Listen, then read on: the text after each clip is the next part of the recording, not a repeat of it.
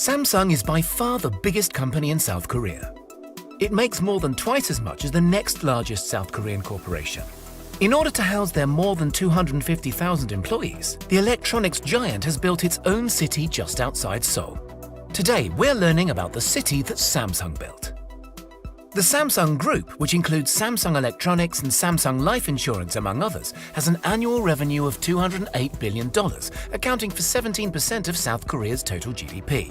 Though it has been plagued by controversy in recent years, it is by far one of the largest corporations on Earth. Samsung produces everything from medical supplies to energy, and they have substantial holdings in finance, resort management, and insurance. In the first quarter of 2019, Samsung shipped 71.9 million smartphone units, compared to Huawei and Apple, which shipped 59.1 million and 36.4 million respectively, according to IDC. Needless to say, this company is extremely powerful. Only 30 kilometers outside of the South Korean capital of Seoul sits one of the largest urban corporate centers on the planet, Samsung Digital City. It's technically housed in the city of Suwon, an ancient community with roots going back as far as the 8th century. Hwaseong Fortress is Suwon's most notable attraction. Built in 1796, the entire city used to be encircled by the walls, but now Suwon has expanded beyond this boundary. Hwaseong is also listed as a UNESCO World Heritage Site. But despite Suwon's historical past, Samsung Digital City is extremely modern. Though technically not a city, it might as well be. Within 390 acres of office space, there are almost 35,000 Samsung employees, 4 landmark office towers up to 38 floors high, 131 smaller buildings with more labs, offices, recreational facilities, and a guest house for visiting researchers. It's unclear exactly how much the campus cost to construct, but conservative estimates place the price at around $1 billion, with many millions every year in upkeep and perks for employees. There's also what's called Samsung 5G City, which consists of an outdoor park where the company tests 5G network equipment, which is currently being deployed to telecom providers including in South Korea and the US.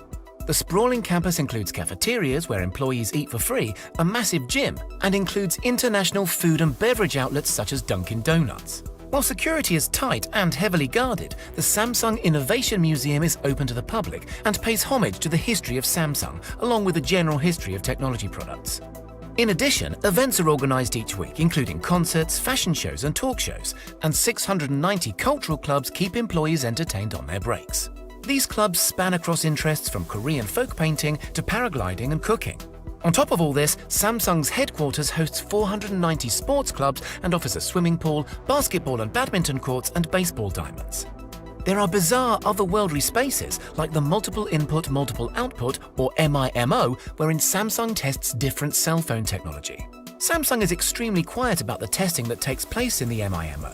However, the futuristic space appears more like the cockpit of a spaceship. Samsung said more than 65,000 of its employees are dedicated to conducting research and development, which is the equivalent to around 20% of its global workforce.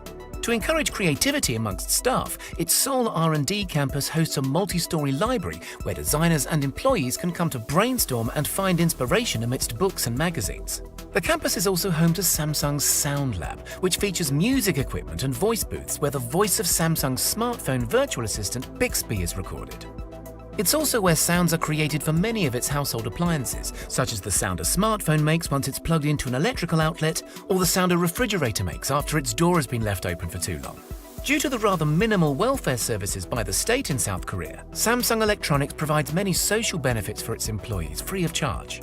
As the welfare state in South Korea is only slowly emerging, Samsung Electronics stands out as an attractive and reliable employer with its broad offering of free social services in Samsung Digital City. These services include healthcare, childcare, free food, recreation, and free public transportation. In case you need to see a doctor during your stay in Samsung Digital City, it is entirely free for Samsung employees. The healthcare service is free at Samsung Digital City, with numerous medical facilities that offer everything from physicals and flu shots to dental treatments and traditional acupuncture. Samsung Digital City has 10 basketball courts, 4 badminton courts, 3 soccer fields, 2 baseball diamonds, a climbing wall, and an Olympic-sized swimming pool. It also serves up to 72,000 meals with 92 different menus daily. The cafeteria, with more than 4,100 seats, sources its produce from Suwon's neighborhoods, creating a strong link with farmers and producers. Kindergartens with 150 teachers look after 900 children of Samsung employees during the work week. In addition, the campus is home to a helicopter pad and free buses and trains for all their employees, with a total number of vehicles in the hundreds. When it's Family Day in Samsung Digital City, the whole campus turns into a theme park for Samsung families and residents. And yes, it includes the go-karts. When it rains, the company provides 9,000 free umbrellas for each of its employees to use between buildings.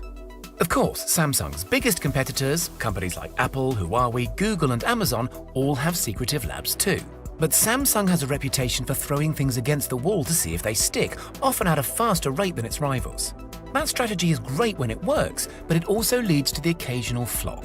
One example, in 2019, when Samsung rushed its folding phone Galaxy Fold to the market, early reviewers complained of defective hinges and broken screens. Samsung pulled the phone, tweaked the design, and has since launched a new version in South Korea.